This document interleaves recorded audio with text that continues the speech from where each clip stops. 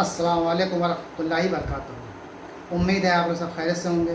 मैं भी अल्हम्दुलिल्लाह अल्लाह का लाख लाख शुक्र एहसान खैरियत से हूँ। आज इंशाअल्लाह जिस वीडियो रिएक्शन देने जा रहे हैं तहसील इल्म चैनल का नाम है। इनके चैनल का लिंक मैं डिस्क्रिप्शन बॉक्स में दे दूँगा। आप लोग इनके चैनल को सब्सक्राइब करिएगा और मेरी वीडियो को पूरा एंड तक देखिएगा। बहुत ही बेहतरीन वीडियो है ये। अब तक की जितनी वीडियो मैंने बनाई सब इमाम हुसैन की शहादत के ऊपर थी। ये वीडियो है कि आखिर करबला की जंग क्यों हुई थी, क्या वजह थी करबला की जंग होने में, यजीद को क्या चाहता था यजीद या क्या नहीं चाहता था। पूरी तफसील से इस वीडियो के जरिए से हम जानने की कोशिश करेंगे कि करबला की जंग आखिर किस वजह से हुई थी, इसका अहम मामला क्या है कि क्या क्यों मतलब हुई थी ये। इस वीडियो के जरिए से हम यही जानने की कोशिश करेंगे। तो वीडियो को आप लोग एंड तक देखिएगा और वीडियो अच्छी लगे तो उसको शेयर भी करिएगा और मेरे चैनल पर नए हो तो सब्सक्राइब ज़रूर करिएगा और वीडियो को लाइक भी कर दिया करिए। तो आइए जानने की कोशिश करते हैं कि ये करबला की जंग आखिर क्यों हुई थी, क्या वजह थी इसकी होने की। ठीक है, तो वीडियो पूरा एंड तक देखिएगा। वीडियो अच्छी बहुत बेहतरीन है। रहमानिर्रहीम। अस्सलाम वालेकुम दोस्तों, आज की इस वीडियो में हम जानेंगे करबला की जंग क्यों हुई, बिल्कुल शॉर्ट और आसान अंदाज में, शुरू से आखिर तक सब कुछ एक इसी वीडियो में। तो चलिए शुरू करते हैं। तो दोस्तों, हज़रत अमीर मुआविया रज़ियल्लाहु ताला अन्हु के विसाल के बाद आपकी खिलाफत आपके बेटे यजीद को मिल गई। यजीद एक बदतरीन और बदबख्त शैतान था, शराब पीता था, ज़िना किया करता था। यजीद को जब खिलाफत मिली तो यजीद समझ गया कि मेरी इस खिलाफत को हज़रत इमाम हुसैन रज़ियल्लाहु ताला अन्हु कभी कबूल नहीं करेंगे। इसलिए यजीद ने मदीना मुनव्वरा के गवर्नर वलीद बिन उतबा को ख़त लिखा कि हुसैन इब्न अली, अब्दुल्लाह इब्न उमर और अब्दुल्लाह इब्न ज़ुबैर रज़ियल्लाहु ताला अन्हु से कहो मेरी बैत को माने, और अगर वो ना माने तो उन पर जुल्म सितम करना।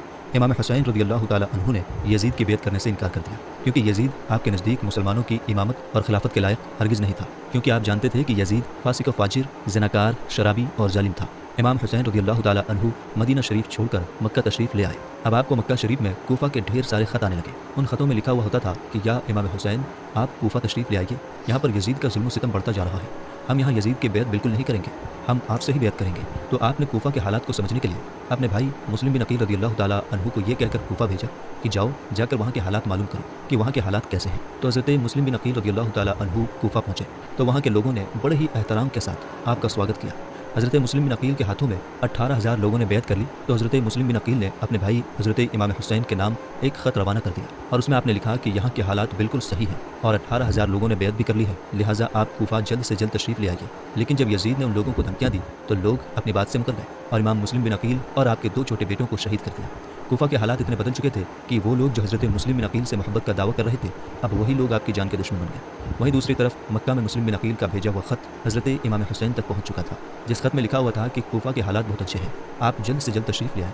लिहाजा हज़रत इमाम हुसैन ने फ़ौरन कूफा जाने की तैयारी शुरू कर दी। हज़रत इमाम हुसैन अपने तमाम अहल खाना के साथ कूफा के लिए रवाना हुए। जब इमाम हुसैन कूफा के लिए चल पड़े तो इमाम हुसैन इब्न अली को हज़रत मुस्लिम बिन अकील की शहादत और कूफा की बेवफाई की खबर उस वक्त मिली जब आप मक्का शरीफ से कूफा की तरफ रवाना हो चुके थे। जब आप कूफा शहर के बिल्कुल करीब पहुँच गए तो आपको यजीदी फ़ौज ने रोकने की कोशिश की। हज़रत इमाम हुसैन ने फरमाया कि मैं तुम लोगों के बुलाने पर ही कूफा शहर आया हूँ, अगर तुम लोग चाहते हो कि मैं कूफा में ना जाऊँ तो मुझे वापस जाने दो, मैं वापस जाने को तैयार हूँ। यजीदी फ़ौज ने हज़रत इमाम हुसैन रज़ियल्लाहु ताला अन्हु को कूफा शहर जाने नहीं दिया। लिहाजा हज़रत इमाम हुसैन ने अपने पूरे काफ़िले के साथ अपना रास्ता बदल लिया। चलते चलते आप एक चटियल मैदान में पहुँच गए तो आपने एक शख्स से सवाल किया कि ये कौन सी जगह है। उस शख्स ने कहा इस जगह को करबला कहा जाता है। तो हज़रत इमाम हुसैन रज़ियल्लाहु ताला अन्हु ने अपने पूरे लश्कर को हुक्म दिया कि यहीं पर खेमा लगा दिया जाए। लिहाजा इस तरह से हज़रत इमाम हुसैन करबला के मैदान में पहुँचे और उधर यजीदी फ़ौज को इस बात की जानकारी हुई कि हज़रत इमाम हुसैन ने अपना खेमा करबला के मैदान में लगाया हुआ है। तो यजीदी फ़ौज ने भी फ़ौरन करबला के मैदान में पहुँचना शुरू कर दिया। यजीद की जो फ़ौज करबला पहुँच रही थी उनकी देख रेख इब्न साद कर रहा था। हज़रत इमाम हुसैन ने इब्न साद से कहा कि या तो तुम मुझे यजीद के पास डायरेक्ट ले चलो या फिर मुझे अपने शहर मक्का वापस जाने दो। लेकिन इब्न साद ने इन दोनों बातों में से कोई भी बात कबूल नहीं किया और वह हज़रत इमाम हुसैन को यजीद की बैत करने पर मजबूर करता रहा, लेकिन आपने उसकी एक भी बात नहीं मानी। ऐसे ही करते हुए दिन गुजरते गए और 3 मुहर्रम का दिन आ गया। अब जालिम यजीद ने इमाम हुसैन के सामने 22,000 सिपाहियों की फ़ौज भेज दी। दूसरी तरफ हज़रत इमाम हुसैन के साथ 72 लोग थे, जिसमें औरतें और बच्चे भी शामिल थे। मेरे दोस्तों, आप ये सोचिए कि कितनी हैरत की बात है कि जालिम यजीद के दिल में इमाम हुसैन का कितना डर और खौफ था कि 72 लोगों से लड़ने के लिए 22,000 सिपाहियों की फ़ौज भेज दिया, जो हज़रत इमाम हुसैन के सामने 100 गुना से भी ज़्यादा बड़ी यजीद की फ़ौज थी। इमाम हुसैन के सामने यजीदी फ़ौज के हौसले पस्त हो गए। आखिरकार उन्होंने ये फैसला किया कि इमाम हुसैन को हराना है तो उनका पानी बंद करना पड़ेगा, तभी इनका मुकाबला किया जा सकता है। मेरे दोस्तों, ऐसे ही करते हुए दिन गुजरते गए और 7 मुहर्रम का दिन आ गया और 7 मुहर्रम को ही यजीदी फ़ौज ने इमाम हुसैन के काफ़िले वालों पर पानी बंद कर दिया। मेरे दोस्तों, हम आपको बताते चलें कि करबला के मैदान में पानी का कोई भी इंतजाम नहीं था सिवाय नहर फुरात के, लेकिन 7 मुहर्रम के दिन नहर फुरात का पानी भी हज़रत इमाम हुसैन के काफ़िले वालों पर बंद कर दिया गया। حضرت امام حسین اور ان کے ساتھ موجود تمام جوان لوگ تو اس پیاس کو برداشت کرتے رہے، لیکن چھوٹے چھوٹے بچے اور عورتوں کا پیاس کی وجہ سے برا حال ہو چکا تھا۔ ظالم یزیدی فوج امام حسین کے گھر والے اور تمام ساتھیوں کو گھیرے ہوئے تھی۔ انہوں نے یہ طے کیا کہ اب 9 محرم کے دن امام حسین کو قتل کر دیا جائے۔ حضرت امام حسین نے حضرت عباس سے کہا کہ عباس جاؤ یزید کی فوج کے پاس اور ان سے کہو ہمیں ایک رات اللہ کی عبادت کرنے کے لیے دی جائے۔ جب حضرت عباس نے ایک رات کی مہلت کے لیے کہا تو انہوں نے آپ کی بات مان لی۔ جب تک 9 محرم کی تاریخ آئی تب تک امام حسین کو یہ یقین ہو چکا تھا کہ یزید کی فوج کا مقصد صرف اور صرف مجھے شہید کرنا ہے، اس کے علاوہ یزید کسی کو کچھ نہیں کرے گا۔ اس لیے حضرت امام حسین نے 9 محرم کی رات میں اپنے تمام خیمے والوں کو ایک جگہ جمع کیا اور آپ نے کہا کہ یہ بات تو طے ہو چکی ہے کہ یہاں موجود سبھی لوگ 2 دنوں کے اندر شہید کیے جائیں گے، اس لیے یہاں موجود آپ میں سے جو بھی واپس لوٹنا چاہتا ہے وہ لوٹ سکتا ہے۔ حضرت امام حسین نے فوراً خیمے میں جل رہے تمام دیوں کو بجھا دیا اور اندھیرا کروا دیا تاکہ جو بھی جانا چاہے وہ بے جھجک چلا جائے۔ تھوڑی دیر کے بعد جب دیوں کو دوبارہ جلایا گیا تو سارے کے سارے لوگ بیٹھے آنسو بہا رہے تھے، یعنی کوئی بھی حضرت امام حسین کو اکیلا چھوڑ کر جانے کو تیار نہیں تھا۔ میرے دوستو، آخرکار 10 محرم کا دن آیا اور حضرت امام حسین اور یزید کی فوج کے بیچ جنگ ہونا شروع ہو گئی۔ جہاں ایک طرف یزید کی ایک بڑی فوج تھی تو دوسری طرف امام حسین کے ساتھ صرف 72 لوگ تھے۔ اتنے میں فوج یزید کا حملہ شروع ہو جاتا ہے اور ہر شہید شہادت کا جام خوشی سے پیتا گیا۔ کبھی حر شہید ہوتے تو کبھی قاسم شہید ہوتے ہیں تو کبھی علی اکبر شہید ہوتے ہیں تو کبھی اون محمد شہید ہوتے ہیں۔ 3 دن کے پیاسے امام حسین کے گھر والے اور تمام لوگ یزیدی فوج سے جنگ کرتے رہے اور ایک ایک کر کے شہید ہوتے گئے۔ حضرت عباس علمدار سے حضرت امام حسین کے 6 مہینے کے بیٹے علی اصغر کی پیاس نہیں دیکھی گئی۔ آپ نے ایک مشکیزہ لیا اور گھوڑے پر سوار ہو کر نہر فرات کے کنارے پہنچ گئے اور آپ نے ایک مشکیزہ بھر لیا، لیکن جب آپ پانی لے کر واپس لوٹنے لگے تو یزیدی فوج نے آپ کے اوپر لگاتار تیر برسانا شروع کر دیا، جس سے ایک تیر مشکیزے میں لگا تو سارا پانی گر گیا اور حضرت عباس جب تک حضرت امام حسین کے خیمے تک پہنچ پاتے تب تک یزیدی فوج نے لگاتار تیر چلا کر حضرت عباس علمدار کو شہید کر دیا۔ اس طرح حضرت عباس علمدار شہید ہو گئے۔ اس طرح ایک ایک کر کے تمام اہل بیت کے نوجوان شہید ہو گئے اور ہاشمی شیروں نے شہادت کا جام پی لیا۔ دھیرے دھیرے کر کے جب حضرت امام حسین کے سبھی لوگ شہید ہو گئے تو اس کے بعد حضرت امام حسین نے خود میدان میں تلوار لے کر نکلنے کا فیصلہ کیا۔ امام حسین اپنی تلوار سے کافی لمبے وقت تک یزیدی فوج کا اکیلے مقابلہ کرتے رہے۔ حضرت امام حسین کے اکیلے ہونے کے باوجود بھی آپ کے مقابلے میں کوئی بھی نہیں آنا چاہتا تھا اور اس کی صرف ایک ہی وجہ تھی کہ آپ حضرت علی حیدر کرار کے بیٹے تھے۔ یزیدی فوج کو یہ یقین ہو گیا تھا کہ ہم کسی بھی طرح سے حضرت علی کے بیٹے سے مقابلہ نہیں کر سکتے، اس لیے یزیدی فوج کے کمانڈر نے اپنے تمام فوجیوں کو امام حسین کے اوپر ایک ساتھ حملہ کرنے کا حکم دیا۔ پھر جب تمام یزیدی فوج کے سپاہی حضرت امام حسین پر ایک ساتھ مل کر حملہ کرنے لگے تو اس کے باوجود بھی امام حسین لگاتار یہ ثابت کرتے رہے تھے کہ باطل چاہے تعداد میں کتنا بھی ہو لیکن وہ حق اور سچ کے مقابلے میں بالکل بھی ٹک نہیں سکتا۔ جب حسینیت اور یزیدیت کے بیچ خطرناک جنگ چل رہی تھی کہ اسی بیچ میں اچانک سے نماز عصر کا وقت ہو گیا۔ حضرت امام حسین نے ایسے مشکل وقت میں ایسی زخمی حالت میں بھی عصر کی نماز پڑھنے کا ارادہ کیا جبکہ چاروں طرف سے حملہ لگاتار ہو رہا تھا۔ تو حضرت امام حسین نے جیسے ہی نماز پڑھنا شروع کیا تو یزیدی فوج کو وہ موقع مل گیا جس کا وہ لوگ ایک لمبے وقت سے انتظار کر رہے تھے، یعنی جیسے ہی حضرت امام حسین سجدے میں گئے شمر جل یوشن نے آپ کی گردن پر تلوار چلا کر آپ کے سر مبارک کو جسم مبارک سے الگ کر دیا۔ حضرت امام حسین کی شہادت کے بعد آپ کے سر مبارک کو نیزے کی نوک پر رکھ کر پورے کوفہ میں گھمایا گیا۔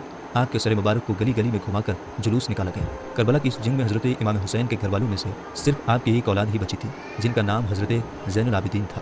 اس کے علاوہ حضرت امام حسین کے قافلے میں سے تمام عورتوں کو قیدی بنا کر کوفہ شہر لایا گیا۔ بھلے ہی اس دن امام حسین کو شہید کر دیا گیا تھا لیکن آج بھی حضرت امام حسین پوری دنیا میں قیامت تک کے لیے زندہ ہیں اور یزید ڈوب گیا شام کے اندھیروں میں، حسین چمک اٹھے دنیا میں روشنی کی طرح۔ حضرت امام حسین نے اسلام کے لیے اپنے آپ کو اور اپنوں کو قربان کر دیا اور ہمیں یہ سبق ملتا ہے کہ کسی بھی حالت میں نماز نہیں چھوڑنی چاہیے۔ حضرت امام حسین رضی اللہ تعالیٰ عنہ نواسہ رسول صلی اللہ تعالیٰ علیہ وسلم اگر اللہ تعالیٰ سے دعا مانگتے اللہ تعالیٰ کربلا کے میدان میں فرشتوں کو بھیج دیتا۔ اگر امام حسین رضی اللہ تعالیٰ عنہ اللہ تعالیٰ سے پانی مانگتے تو اللہ تعالیٰ بارش برسا دیتا، لیکن حضرت امام حسین نواسہ رسول صلی اللہ تعالیٰ علیہ وسلم اللہ تعالیٰ کو راضی کرنے کے لیے اپنا سر سجدے میں انہوں نے کٹا دیا اور اللہ تعالیٰ کو راضی کر لیا۔